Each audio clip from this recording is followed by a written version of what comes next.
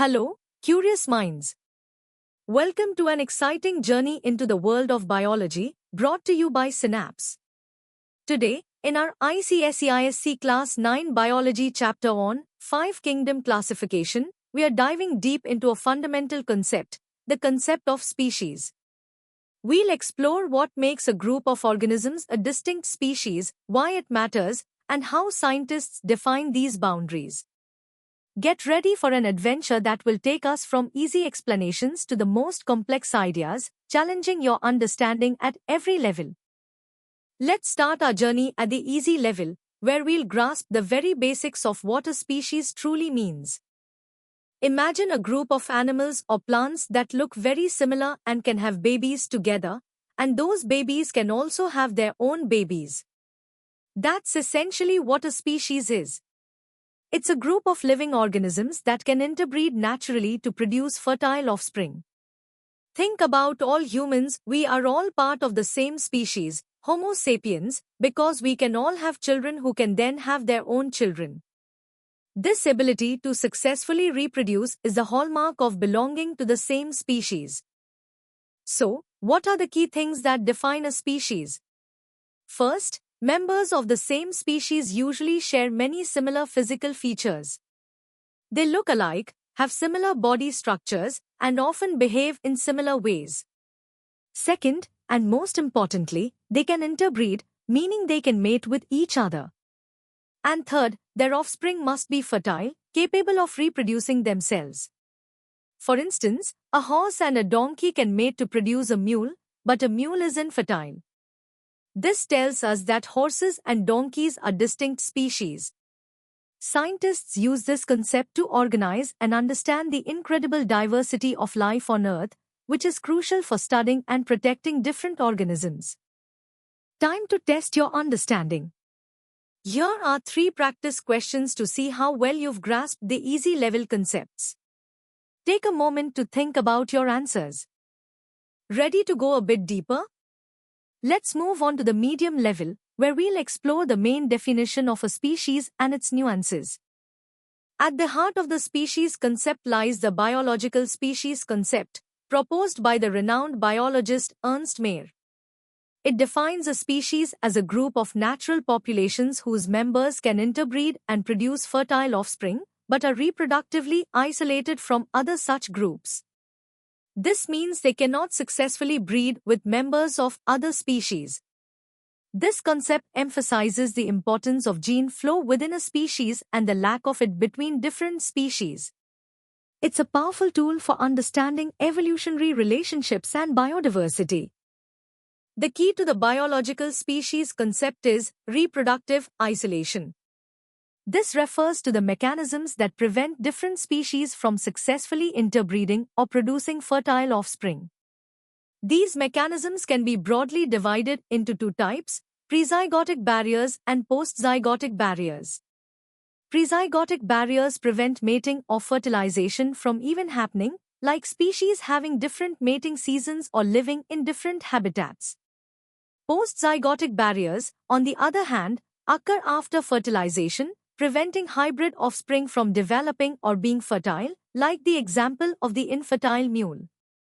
Understanding these barriers helps us see why some organisms can interbreed and others cannot, maintaining distinct species. Why is this concept of species so crucial in biology? Well, it forms the fundamental unit of biological classification, allowing us to organize the vast diversity of life. It's essential for understanding how new species arise through a process called speciation, and it's vital for conservation efforts, helping us identify and protect endangered populations. Furthermore, it guides ecological research by defining distinct units that interact within ecosystems. However, it's not without its limitations. For example, it doesn't apply to organisms that reproduce asexually, like bacteria, or to extinct species known only from fossils, as we can't observe their breeding behavior. These limitations lead us to explore other ways to define species. Now, let's challenge your knowledge with 5 medium-level practice questions. Pause the video and try to answer them based on what we've just discussed. Alright, let's elevate our understanding. We are now entering the hard level, where we'll tackle the complexities and alternative views of the species concept. While the biological species concept is widely used, its limitations have led scientists to develop other ways of defining species. For instance, the morphological species concept groups organisms based on similar physical features, which is practical for fossils or asexual organisms, but can be subjective. The phylogenetic species concept uses genetic and evolutionary history, often through DNA analysis, to identify the smallest distinct evolutionary units. Then there's the ecological species concept, which defines species based on their ecological niche, the role they play and resources they use in an environment. Each concept offers a valuable lens, highlighting that species isn't always a straightforward definition, but rather a complex biological reality. Delineating clear species boundaries can be incredibly challenging. Nature doesn't always fit neatly into boxes. We encounter situations like hybrid zones, where distinct species interbreed, blurring the lines, or cryptic species, which look identical but are genetically and reproductively isolated. A fascinating example is ring species, where populations around a geographical barrier can interbreed with their neighbors, but the populations at the ends of the ring cannot, even though they are linked by a chain of interbreeding intermediates. These complexities demonstrate that evolution is a continuous process, and species are not always static, perfectly isolated entities. The formation of new species, a process called speciation, is a cornerstone of evolutionary theory. It typically involves two key steps. First, reproductive isolation, where populations gradually accumulate genetic differences that prevent successful interbreeding. This often happens due to geographical separation, known as allopatric speciation, but can also occur without it, in sympatric speciation.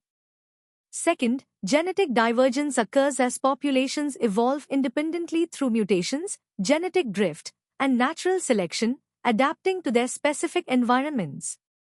Over time, these genetic differences become so significant that gene flow between the populations ceases entirely, marking the birth of a new species. Genetic variation within a population is the essential raw material for this entire evolutionary process, fueling adaptations and ultimately, the incredible diversity of life. You've tackled some tough ideas. Now, here are 7 hard-level questions to challenge your analytical skills. Give them your best shot. Welcome to the ultimate challenge. The hardest level awaits, where we'll delve into the deepest scientific and even engineering insights behind the concept of species.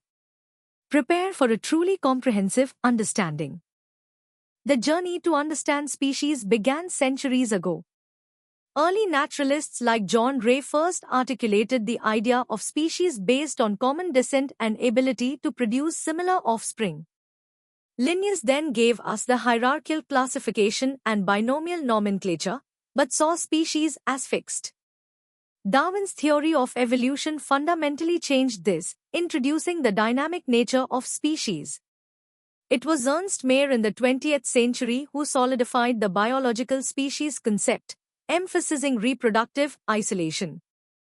However, the recognition of its limitations, especially for asexual organisms and fossils, paved the way for a more pluralistic view, integrating morphological, ecological, and phylogenetic perspectives to capture the full complexity of life's diversity. Let's dive deeper into the sophisticated mechanisms that enforce reproductive isolation. Prezygotic barriers are like an organism's first line of defense, preventing mating or fertilization. This includes habitat isolation, where species simply don't meet, temporal isolation, where they breed at different times, behavioral isolation, involving unique courtship rituals, and mechanical isolation, where physical incompatibilities prevent mating. Gametic isolation means even if mating occurs, the sperm and egg are incompatible. If these fail, postzygotic barriers kick in, preventing viable or fertile hybrids. This includes reduced hybrid viability, where offspring are frail, reduced hybrid fertility, like the sterile mule, and hybrid breakdown, where subsequent generations become infertile. These intricate biological, lock and key systems are crucial engineering solutions to maintain species integrity in the face of evolutionary pressures. Modern biology leverages powerful molecular tools to redefine and refine species boundaries. DNA barcoding, for instance, uses short, standardized gene sequences, much like a product barcode, to rapidly identify species. This is revolutionary for cryptic species, incomplete specimens, or identifying organisms at different life stages. Beyond barcoding, comprehensive genomic analysis allows us to compare entire genetic blueprints, providing unprecedented detail on genetic divergence, gene flow patterns, and evolutionary relationships. Population genetics, a field that studies allele frequencies and genetic variation, provides the mathematical framework to understand how populations become genetically isolated, ultimately leading to speciation. These advanced techniques provide empirical evidence that complements morphological and ecological observations, offering a robust, multifaceted approach to species delineation. The robust concept of species has profound implications across various fields. In conservation, accurate species identification is the bedrock for effective protection strategies. Misidentification can lead to squandered resources or the loss of truly distinct evolutionary units. In applied biology, from bioprospecting for new medicines to developing targeted pest control, knowing the exact species is critical for success. Conceptually, we can draw parallels to engineering. Identifying species is akin to pattern recognition and data clustering, where organisms are grouped based on similarity metrics. Reproductive isolation acts as a decision boundary in this biological classification algorithm. Understanding these complexities allows us to appreciate the dynamic, interconnected web of life and the continuous evolutionary processes shaping our planet's biodiversity. You've absorbed a tremendous amount of information. Now, it's time to apply your deepest understanding. Here are the first 5 of 10 challenging questions at the hardest level. Take your time and think critically. And here are the remaining 5 questions to truly test your mastery of the concept of species. Push your limits and demonstrate your comprehensive knowledge. And that brings us to the end of our incredibly detailed exploration of the concept of species. We've journeyed through the basics, delved into the complexities, and even touched upon the cutting-edge aspects of this fundamental biological idea. We hope this session has ignited your curiosity and deepened your understanding of the amazing diversity of life on Earth. For more such engaging and in-depth educational content, make sure to visit synapse.omaps.in.